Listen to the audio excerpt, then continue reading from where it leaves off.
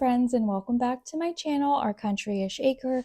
If you're new, my name is Rachel and I'm a gardener that lives in Western Pennsylvania. For reference, we are in growing zone 6A here.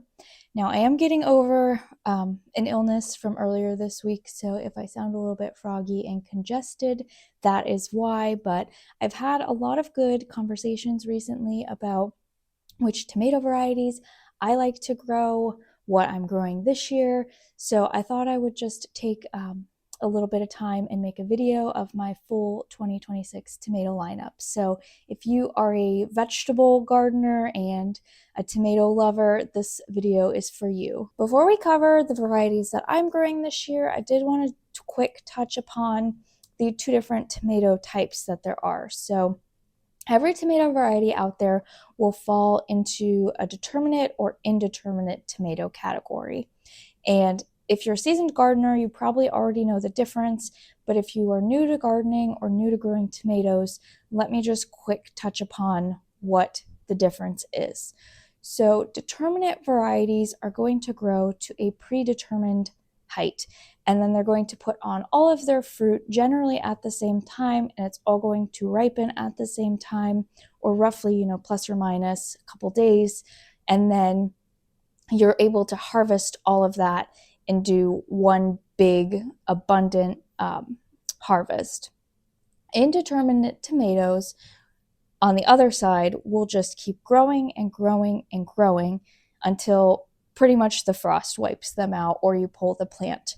They are going to produce continuous amounts of fruit as they're growing, but they're not going to produce all of it all at one time. So you're going to end up with more harvests throughout the season, but you're probably going to harvest a smaller amount of fruit each time than you would with just the one big harvest for the determinate plant. So why you might choose to grow a determinate tomato is basically boils down to if you want to process a lot of tomatoes all at one time. Like this week I want to process all of my tomatoes and then just be done with it.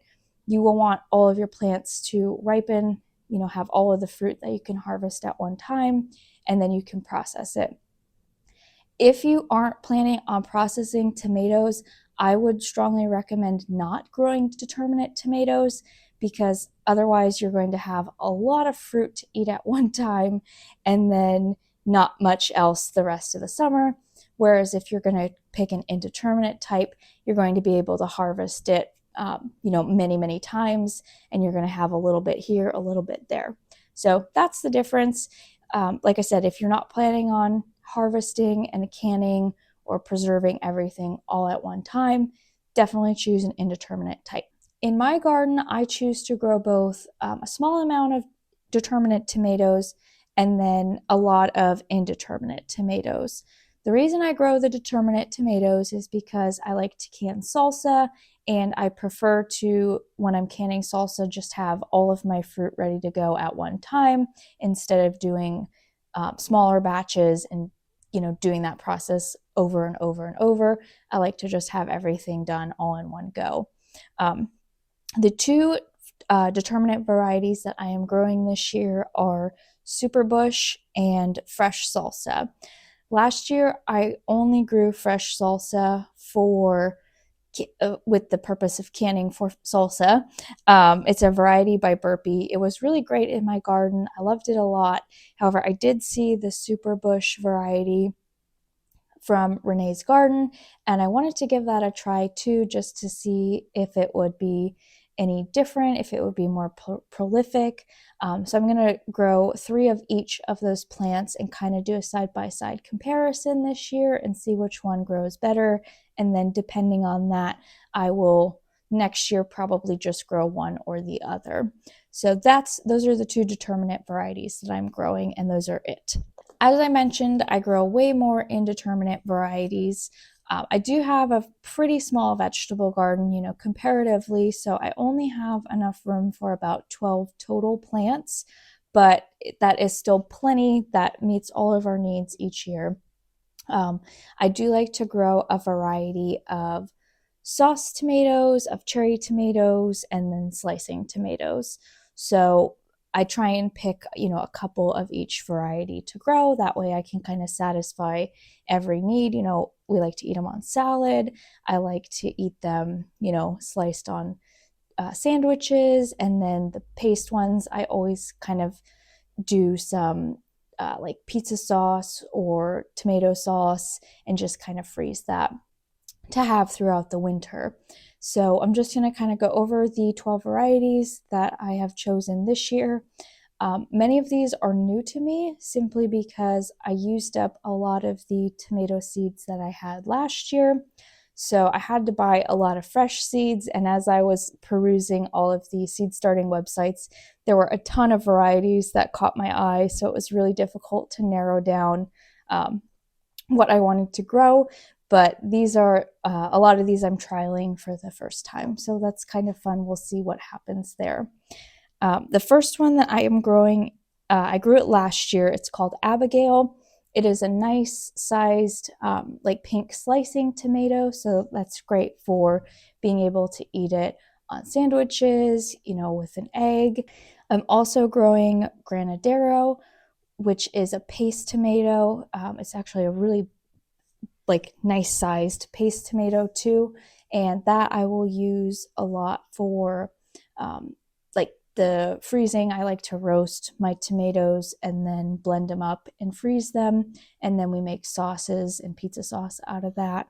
So that variety is really good for that. And then I also grew last year a variety called Queen Bee, which is just a pink cherry tomato. It has some yellow striping on it, and cherry tomatoes are always really prolific, but that one in particular had a very nice flavor. It was sweet.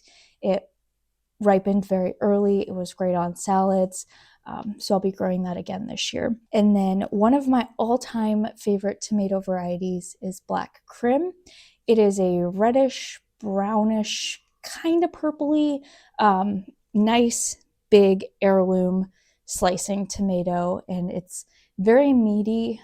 So a lot of times when you get slicing tomatoes, they have kind of that jelly type stuff in there where the seeds are, and they're not very meaty. Black Krim, in my experience, is very meaty and doesn't have a lot of that weird watery stuff. The flavor is really good. It's very unique, and it's just an all-around good tomato. It's very prolific in my garden as well, so I grow that one pretty much every year because I like it so much. And then very similar to Black Krim is a variety called Carbon. It is another a reddish brownish beefsteak type tomato.